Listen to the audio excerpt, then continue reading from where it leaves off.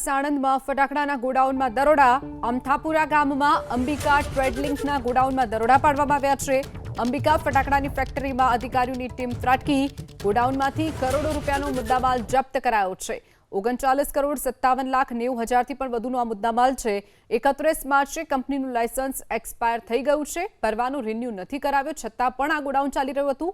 Fire વિભાગની જરૂરી NOC પણ ન હોવાનો ખુલાસો થયો છે.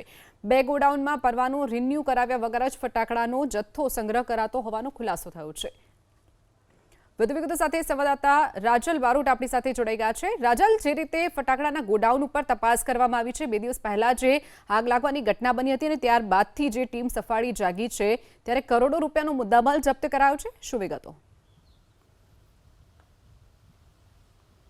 શિવાંગીની, જે રામોલમાં ફટાકડાની ફેક્ટરીમાં ભીષણ આગ લાગી હતી, કારણ કે બ્લાસ્ટ એટલો ભયાનક હતો જેમાં 10 લોકોએ પોતાના જીવ ગુમાવ્યા હતા અને ત્યારબાદ પોલીસ છે કે જે એક્શન મોડમાં આવી ગયું હતું અને ખાસ કરીને હવે પોલીસ દ્વારા આ જે કાર્યવાહી છે તે કરવામાં આવી છે. અત્યારે આપ જોઈ રહ્યા છો આ ગેરકાયદેસર ફટાકડાની ફેક્ટરીઓ છે કે જેના ગોડાઉન સામે પોલીસની કાર્યવાહી છે તે શરૂ કરવામાં આવી છે. સાણંદના મોડાસરમાં જે ફટાકડાની જે ગોડાઉન આવેલું છે ત્યારે પોલીસે અહીંયા આગળ રેડ કરી હતી અને આ જે અમથાપુરા જવાનો જે રસ્તો છે ત્યાં આગળ અંબિકા ટ્રેડ લિંક નામની આ ફટાકડાની ફેક્ટરી છે કે જ્યાં પોલીસે અહીંયા આગળ દરોડા પાડ્યા હતા, પરંતુ અહીંયા આગળ સૌથી વધુ ફટાકડાનો જે મુદ્દા માલ ઝડપાયો છે, એટલે કે 39 કરોડથી પણ વધુ મુદ્દા માલ છે તે ઝડપાયેલો છે. કારણ કે આ ફટાકડાની વેચાણનો જે પરવાનો જે રિન્યુ કરાયા વગર આ જે ફટાકડાની જે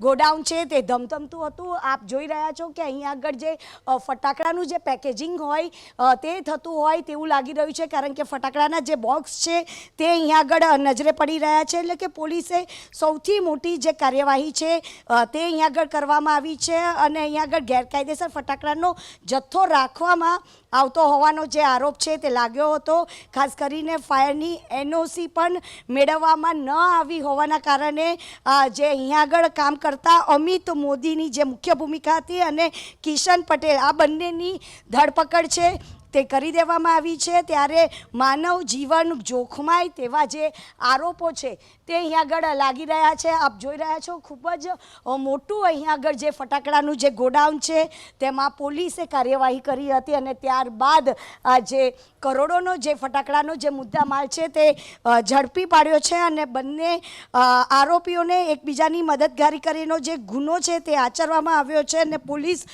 ફરિયાદ કરીને અને વધુ કાર્યવાહી છે તે હાથ ધરવામાં આવી છે. પરંતુ જે રામોલમાં જે બ્લાસ્ટ થયું એમાં જે 10 લોકોના જીવ ગયા છે તેને ધ્યાનમાં રાખીને અને હવે જે પોલીસ છે તે એક્શન મોડમાં આવી ગઈ છે. શિવાંગી, ચોક્કસ રાજલ, જોડાવા બદલ અને માહિતી બદલ આપનો આભાર.